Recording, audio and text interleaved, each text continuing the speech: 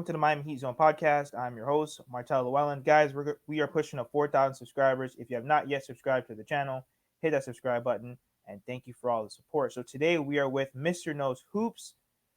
Guys, make sure after this video, subscribe to his channel. He puts out great basketball content. I'm going to leave all of his information right in the description. But before we begin, he's going to do a short intro about his channel and about who he is. What's up, guys? I'm Mr. Nose Hoops. I'm very appreciative of being here. So I cover just the NBA in general, all kinds of teams. Martel reached out to me after my video about the Heat and their recent, run of success following AllStar break. And for me, I love breaking down how teams are doing certain players and getting more in-depth action and helping, teach you guys and learn more about the game together. So go ahead and subscribe. We're trying to hit 1K. We're almost there. We're at 700, I think. So we for sure could do that. Yes, make sure you guys get him to 1,000 subscribers. Now let's talk Miami Heat hoops. Where do you see the Miami Heat after All-Star break? They've been winning all these games, and I know that a lot of people talk about playoff Jimmy Butler and what he can do. Where do you see the Miami Heat ending? Right now, they're like almost creeping like within the 4th spot. So where do you see the Miami Heat right now? I think it depends on a couple factors. First, I think the biggest factor is the Knicks' health.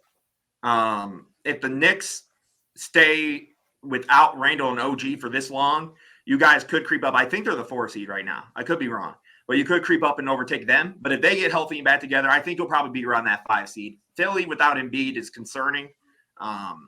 So to me, I think they're going to either stay like 500 or kind of fall off again a little bit. So I'm kind of concerned for them. So I think you guys for sure are going to shoot up. Okay, and now when it comes to Tyler Herro, I know a lot of people want Tyler Herro to come off the bench when he returns. What do you think about Duncan Robinson and what he does for this Miami Heat team? I actually am very happy for Duncan Robinson kind of getting his career back together following the 2 years ago. And, that playoff run last year, I think really helped him. And seeing him become more of a passer and actually being involved in the offense aside from Spo just, telling him just shoot threes. I think that's been super big for them.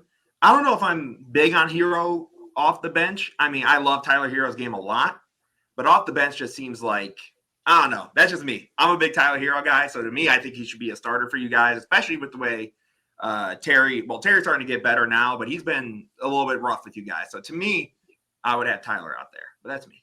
So with Tyler Herro, do you think that he should be a cornerstone going forward? Because we always know he's on the trade block every summer. Do you think that Tyler Herro can be a cornerstone like Bam Adebayo going forward to where we don't look to trade him? Do you think he's good enough to be the Miami Heat's 3rd option? Yeah, I do. I do think he's good enough. If I'm the Heat, I guess the only thing that would really concern me has been his pretty consistent injury problem since the bubble, especially. Like regular season playoffs, it's just been persisting. Now, if they went off of that angle and were like, let's get rid of him and, I don't think they would wish ill of him anyways, but, hoping that he could stay healthy. But, I guess it depends, too, on how big they think their championship window is, like with Jimmy and this team. Because I think Jimmy's got, 2 more years with you guys, I think? Yeah, roughly. So I guess it depends at that point how much, they want to keep him versus let's just run with Herro and Bam and see what we can kind of get going. Mm-hmm. So why do you think that Coach Spo, he has all these accolades. He's been a champion. Mm-hmm. He's never won a Coach of the Year. And to think he's able to build up these undrafted guys, make his team competitive even when they're really not supposed to be. Why do you think that Coach Spo doesn't get the credit he deserves? I feel like it gets almost taken for granted in a way. Like when the Heat started off struggling this season, I think you guys are like 12th or 13th, and it was a rough start. And a lot of people, we would say, they were like, they got Spo. They'll figure it out. Spo will piece it together. But to me, I agree with you. I think I'm surprised he hasn't won a Coach of the Year yet. I don't know if this is necessarily his year just because you have teams like the Timberwolves. And I think for the NBA, shocker teams always kind of take precedent for a Coach of the Year award. So the Timberwolves being where they are, the Thunder being where they are now, like those 2 teams will probably get a precedent. Whether that's fair or not is a different story, I guess. But I think he should win a Coach of the Year, especially that year you guys won the 1 seed. Like that, you guys, I do not think had the roster to be a number 1 seed in that Eastern Conference. Like, that was a year for sure that you could point to and been like, Spo should have been coach of the year here. Like, for sure. Mm-hmm. So where do you see the Miami Heat matching up in the Eastern Conference? Because it's easy for us to say, Heat culture or playoff Jimmy, but where do you see the Miami Heat actually matching up with the Boston Celtics or the Cleveland Cavaliers Mm-hmm. or the Milwaukee Bucks when it comes to playoff time and making it to the Eastern Conference Finals? Man, okay. That's the one. If I'm the Bucks and the Celtics, I want to play anybody but the Heat. Anybody but them. I don't know what it is. It's that Miami water, whatever Spo's got on him. Spo's got like an ESPN 30 for 30 tape of that team, I feel like. He has to, because like whatever it is, they are so good at disrupting that team, those two teams, and how they flow and how they work. To me, I would probably prefer you guys against the Cavaliers, because to me, I think the way you guys play the Cavs is pretty straightforward. You trap Donovan Mitchell and you force anybody else to beat you. And to me, I think, unless you're like the Celtics last night and let Dean Wade just like absolutely own your team in the fourth quarter, you guys should be pretty okay, I think. The Knicks will be a really fun series, I think, just because they can kind of go toe-to-toe with you guys just in terms of, now they have Brunson, OG. They have the defensive pieces at least, and your guys' offense is a little stagnant at times, so I think that defense will be good for them. But I also think you guys would be able to handle, especially if Randall's the way he's been in the playoffs, you can handle them. You guys are just, I don't know, man. It's just a flip of the coin with the Heat. That's the issue. It's like, on paper, they should not win. On paper, they should not win. But I can't take on paper. I can't do it with them anymore. Year after year, they continue to go, what paper? That don't matter. It don't matter. Don't matter. They're so good. And I never, especially with Jimmy, being a Chicago fan, I never can count Jimmy out. Never. Now, what do you think about the Milwaukee Bucks matchup? Like especially like when you put in where we were supposed to get Damian Lillard. Dame has made comments where he really doesn't want to be there, but it is what it is. Doc Rivers has made shocking comments, like about his own roster. I don't even think he wants to be there. And then Giannis is a little bit shaky. Middleton's been hurt all year, so where do the Miami Heat match up with them? Because sometimes we do have their number. To be 100% honest, it's completely dependent on Damian Lillard's play. To me, it's because Giannis to me is, I've talked about multiple times, either the best player in the world or the second best player in the world. Like, this dude is, cream of the crop, top of his class. So he'll always, especially against you guys recently, like, yes, the numbers have looked better against you guys, just efficiency wise and everything. Like, you guys haven't just made them, like it used to be where it was like 35% taking 20 shots for 25 points.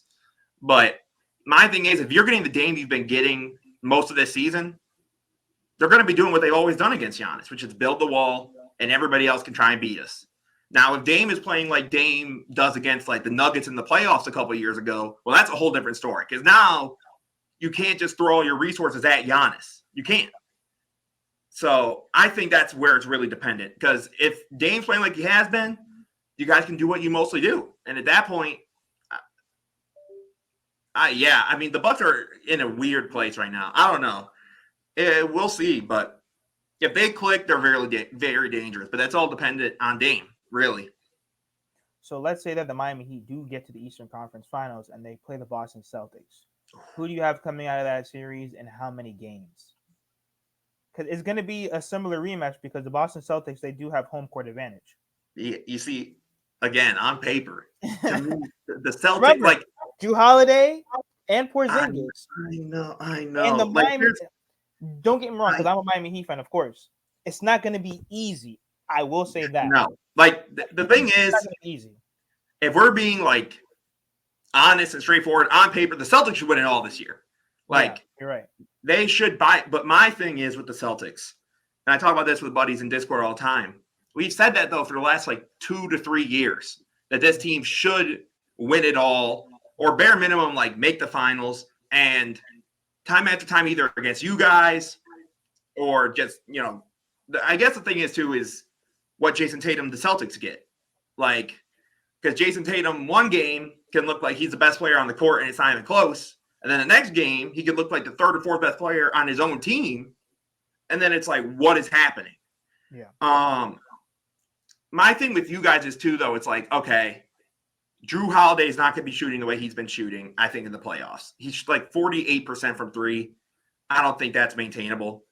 There are a couple guys I think can be pretty similar to what they are now. Derek White, I think, can be pretty similar. Maybe a little bit of a dip in the percentages, but I think he can be pretty similar.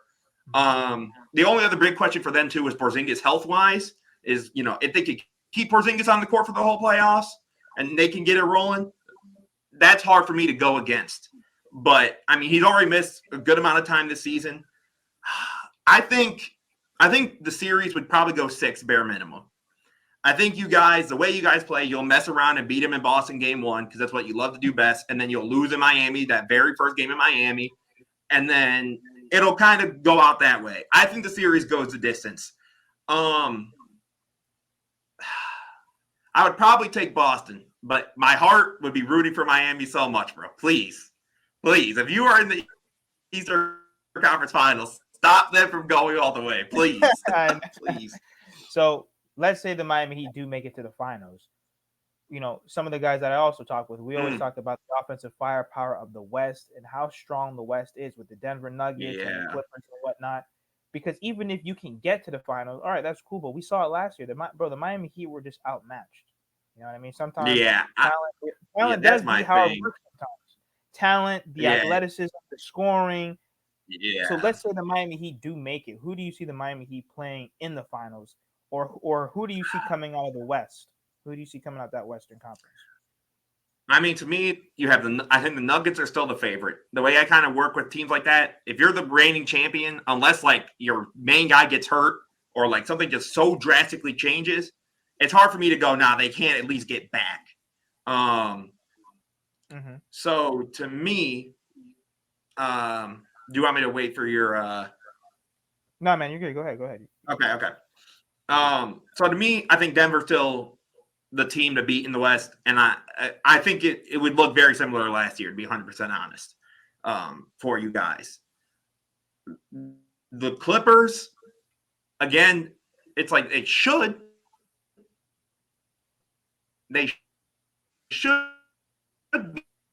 be there because they look really good. And if Kawhi and Paul George are still healthy, it's just so dangerous. I don't think you guys would beat them either if they made it that far. There's not a lot of there's just not a lot of teams in the West that would make it out. I mean, barring like a Kings or something, like something so if they went on a Miami Heat run, basically, that's how you guys would win the finals. That's the way I kind of look at it. No, I agree. If you it all comes down to the Clippers. Exactly. It's all health dependent. For sure. All right. And the last question is, besides the Miami Heat or the Boston Celtics, do you think there's another team that's in the Eastern Conference that could probably upset the Miami Heat or the New York Knicks? I mean, or the Boston Celtics? Yeah, I think the Bucks for sure could. Giannis is a guy. It's hard for me to go against him. And I guess to me, it's those 3 teams. Like at that point, the Knicks are a dark horse in general, because to me, that just depends on how Randle plays. If Randle plays good, that team is very dangerous because you have legit 2-way team. But to me, it's the Bucks, the Celtics. You can put the Heat right there if you want. Like the East is the Celtics to lose, though. I just that needs to be that is their conference to lose. The way it's looking right now. But I think the Bucks and the Heat are the 2 teams I could see upset them. Like if Dame's clicking, I think the Bucks can beat them. And you guys are you guys, so you'll find a way anyways. I don't know what the hell you'll do, but you'll do it. So yeah, man, I'm really hoping that the Miami Heat can get it done this year. I'm just hoping that Tyler Herro can return healthy and the team stays healthy throughout the playoffs, because we've really never been able to see this roster whole and play against some of the best teams. No, you have not. You know what I mean? And there's so much potential there, and there's so many rings we could have won, like the 2020 bubble, if Dragic and Bam didn't get hurt. The year after that, Jimmy Butler had a knee injury, Tyler Herro, Kyle Lowry, hurt. There's always something with this roster. So hopefully we can stay healthy this year. But my brother, thank you so much for going on. Just plug yourself one more time so that I can let everybody know on my channel where to follow you. Thank you so much for having me. This was Emster Knows Hoops. It should be in the description of this video or whatever. I really appreciate you for having me. This is awesome. And I thank your community. So have a great rest of your day, you guys. Thank you, man. Listen, guys, get him to 1,000 subs. Let's go. We got to, as soon as you're done watching this video, go over to his channel and subscribe, comment, put my name in the comment section so that you guys know, so that he knows that you came from my channel. And thank you for all the support. Thank you so much.